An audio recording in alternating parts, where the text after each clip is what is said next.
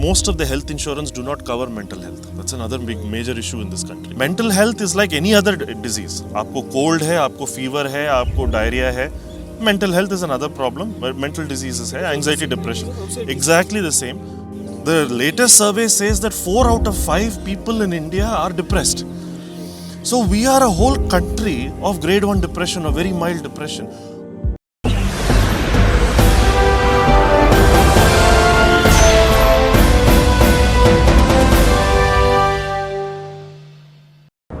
शोर से भरी हुई दुनिया है हमारी। हर किसी की आवाज़ तक पहुंचना मुश्किल है। हर किसी के मन को पढ़ना मुश्किल है। सुकून की शायद कमी है इस शोर में, या हम सुकून को पहचान ही नहीं पा रहे हैं। इस शहर की ज़िंदगी में हम सब कुछ पा लेते हैं, लेकिन सबसे अहम चीज़ जो कोसों मील दूर पीछे छूट जाती है वो है हमारी, आपकी मन की शांति। हर रोज़ हम तमाम खबरें पढ़ते हैं, देश प्रदेश की जानकारी रखते हैं, लेकिन फिर भी कुछ ऐसे अहम मुद्दे हैं जिन्हें हम पीछे छोड़ देते हैं, जो लोगों को अंदरूनी तौर से ख़त्म कर देते हैं। क्यों कुछ ऐसी चीज़ें होती हैं जिन पर हम बात करने से कतराते हैं? हम उस चीज़ से गुज़र रहे हैं, फिर भी पूरी कोशिश करते हैं उसे छुपाने की। जी, मेंटल हेल्थ के विषय पर बात करेंगे हम। आपको पता है, भारत की 137 करोड़ की आबादी में से 10 लाख से भी ज़्यादा लोग मानसिक रोग से गुजर रहे हैं। मेंटल हेल्थ पर तफसील से बात करने के लिए आज हमारे साथ मौजूद हैं इंडिया के जाने माने न्यूरोसर्जन डॉक्टर सीबी, जिन्होंने मेंटल हेल्थ को बहुत करीब से जाना है, और इनके साथ हैं डॉक्टर दिव्या, जिन्होंने मेंटल हेल्थ जैसे इशू को गंभीर रूप से समझा है और उन पर तमाम तरीके की रिसर्च की है। नमस्कार, मैं मनोज सिंह आप सभी का स्वागत करता हूं एक स्पेशल प्रोग्राम में, खास बात मनोज के साथ में।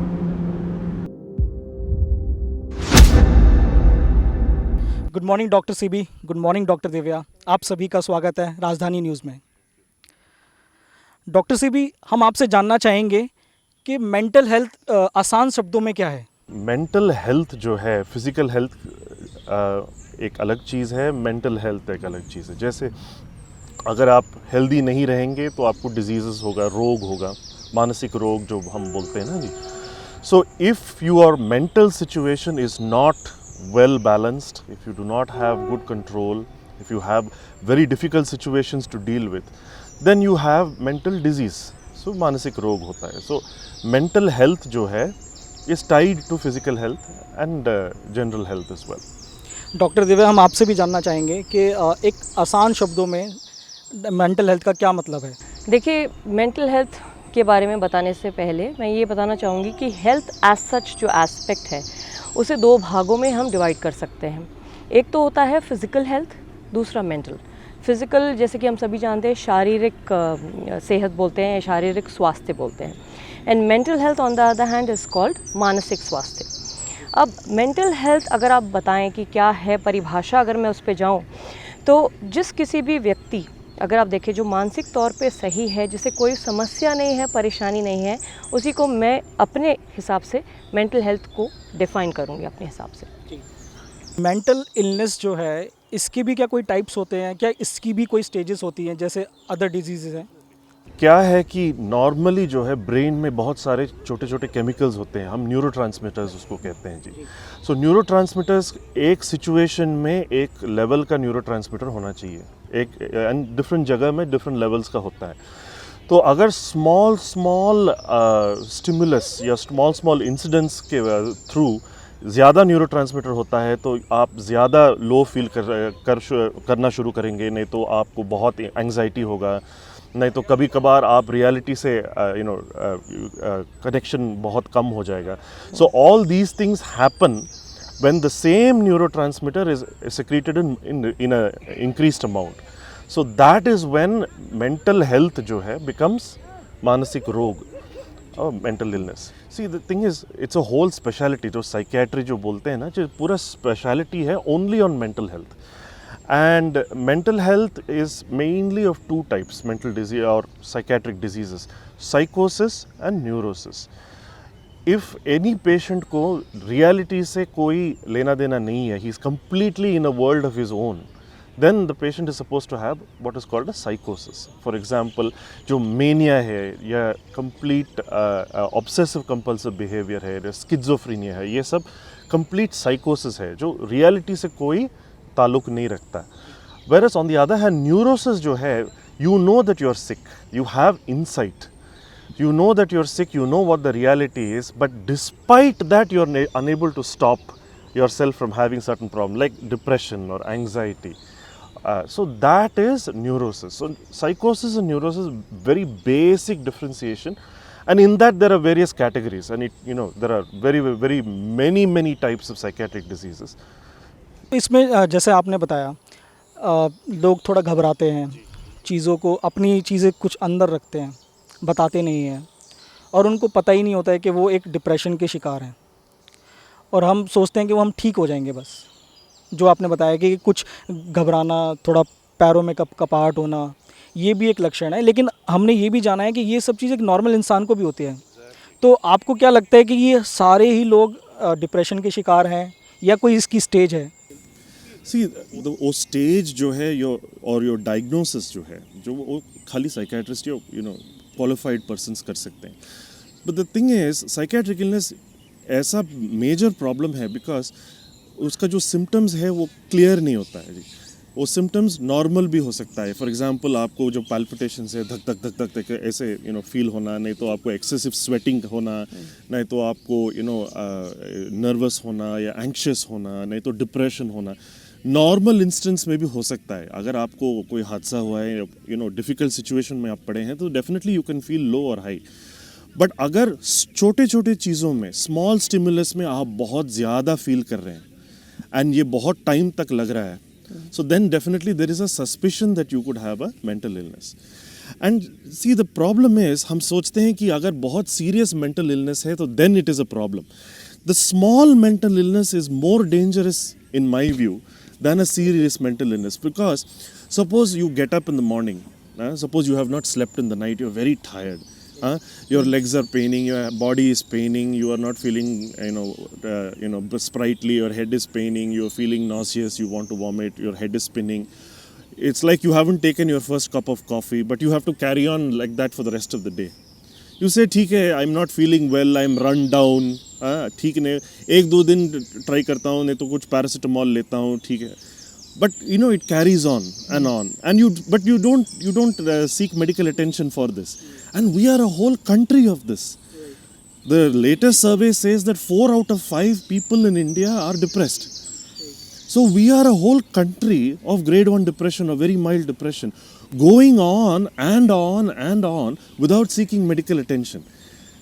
And because it is so mild, it perpetuates, it keeps going on and on. So I don't take medical attention, I keep feeling miserable, my quality of life is terrible, and then my productivity at work is miserable also, and then I get worse and worse and worse and worse, and it keeps going on. So it is difficult. So number one, it is difficult to diagnose, and number two, it keeps perpetuating itself. So when you have a suspicion, definitely early go and see medical attention. That is one, sir. Second is, physical symptoms जो है, most of the time it could be because of depression.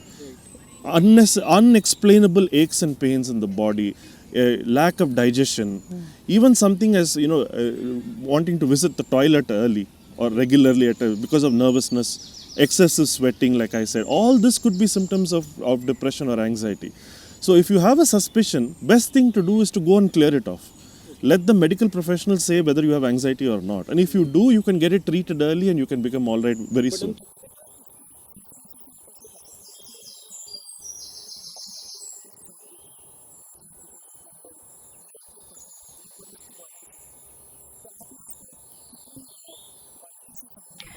सबसे पहली बात तो mental illness जो है, इसको एक बड़ा इलनेस ना सोचें.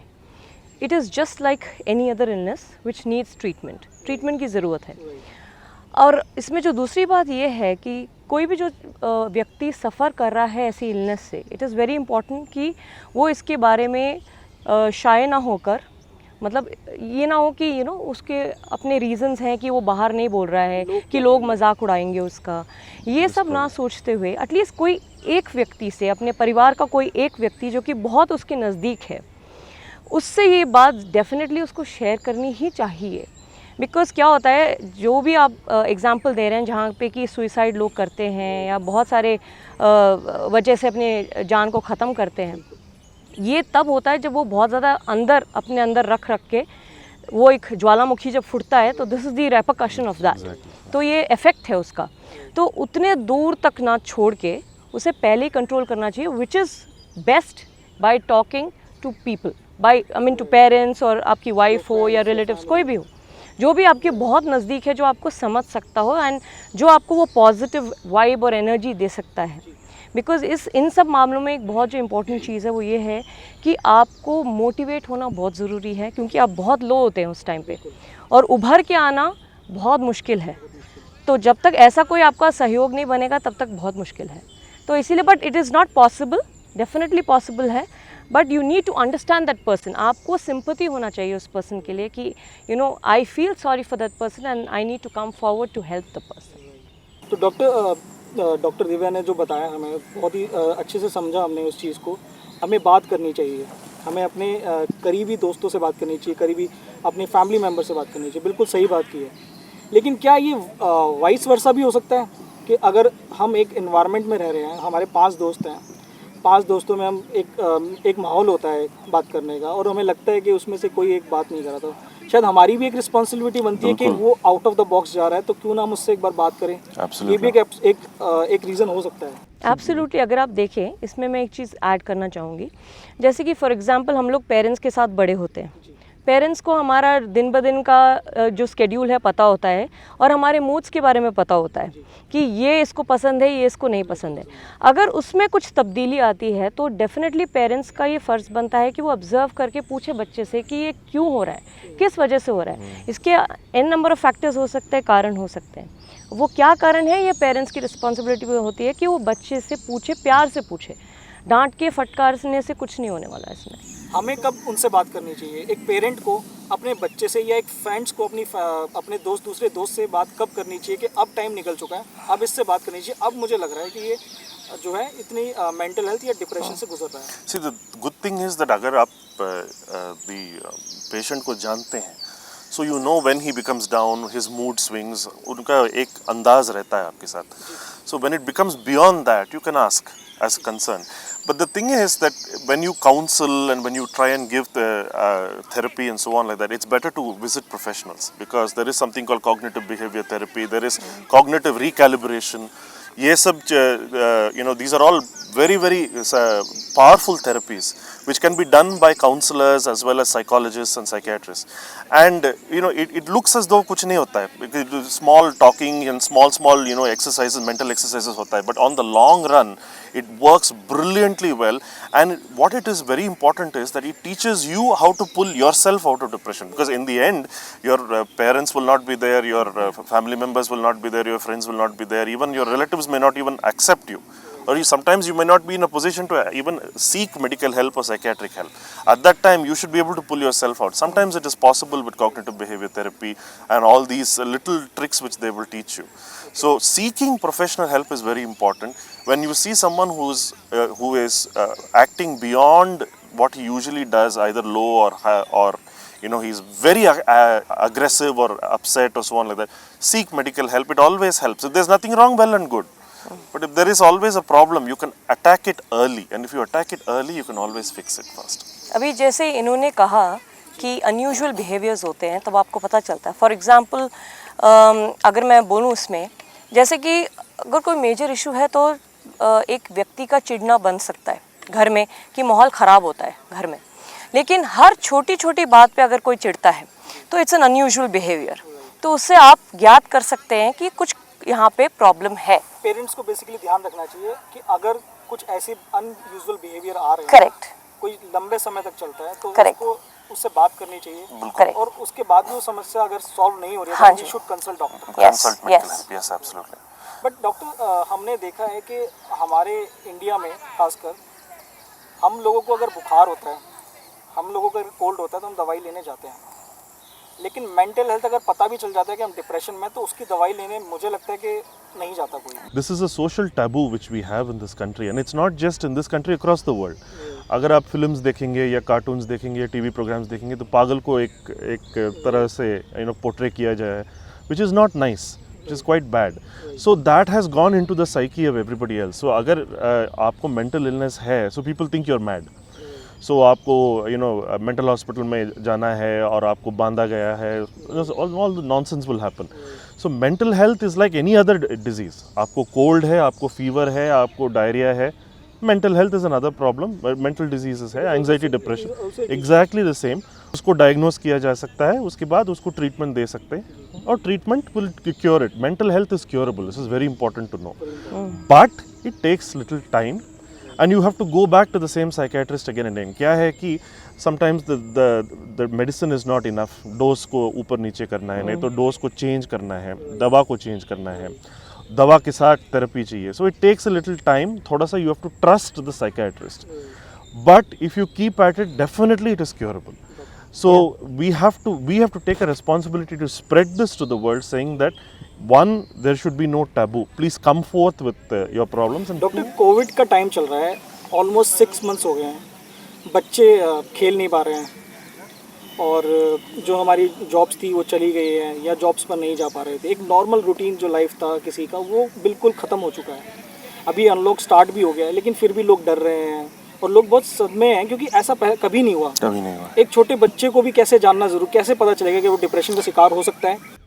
See, the problem is that there are 3 problems in COVID. एक है कि you cannot go out.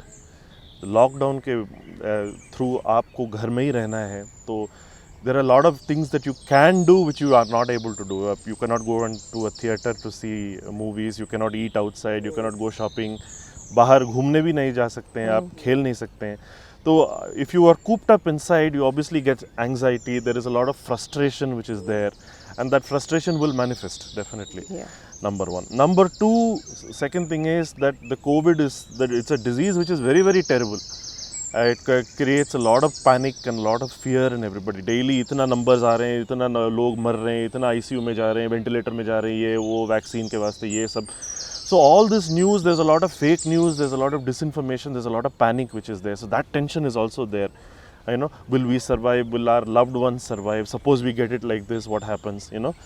And the third most important is that people have lost their jobs. Many of them are sitting at home. आप migrant laborers को देख रहे हैं, हाँ, तो रोजी रोटी की बात है. Many people don't know how to earn their living, earn their next meal. So that stress is also there. So all this put together creates a very, very difficult situation. So those who do not have anxiety or depression or any of those things, they will definitely develop some degree of it which needs at least counseling, if not medical treatment. And those who have mental illness already, it's definitely going to get worse.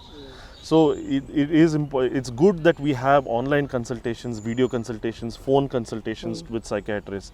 There are suicide hotlines, suicide helplines. Even in the night you can call, so that people can get counseling on the phone.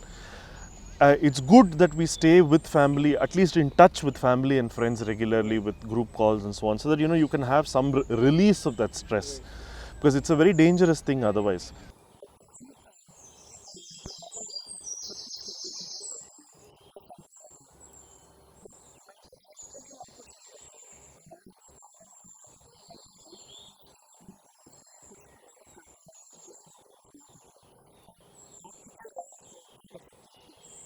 See, it's very difficult because one is our lifestyles are very difficult.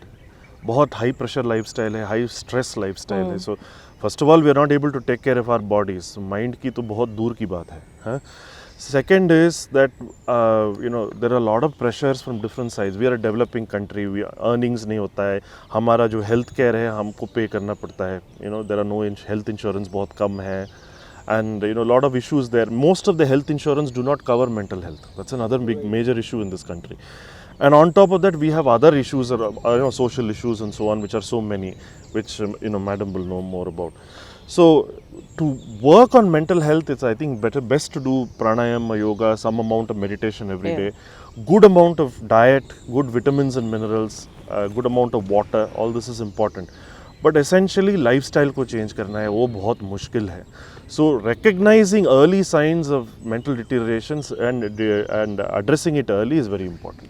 It's the best thing we can do. इन्होंने ये बात बहुत सही कही है कि हम लोग हमारी जो दिन ब दिन की लाइफस्टाइल है वो सिर्फ बदतर होती जा रही है. बिकॉज़ जिम खुली है तभी कसरत कर सकते हैं, ऐसा एक नॉर्म बन गया है. ये नहीं कि खुला है नेचर है, उसमें भी कसरत हो सकता है।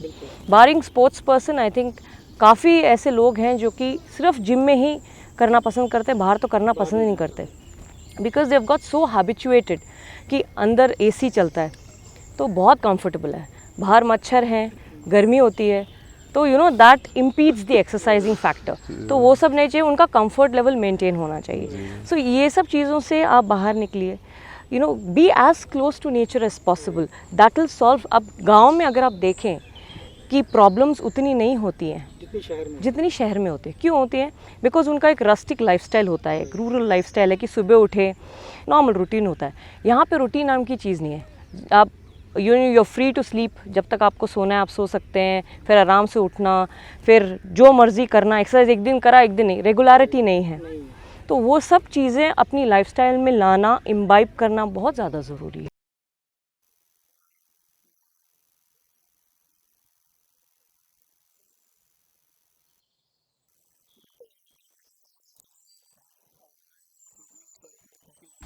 एनी टाइम व्हेन ज़्यादा एंग्जाइटी या ज़्यादा डिप्रेशन या ज़्यादा गुस्सा या ज़्यादा हैप्पीनेस, एलेशन जो है, for a very small amount of stimulus, हाँ, अगर आता है and you feel it is abnormal, एक बार, दो बार, तीन बार ऐसा होता है, तो डेफिनेटली सीक मेडिकल अटेंशन।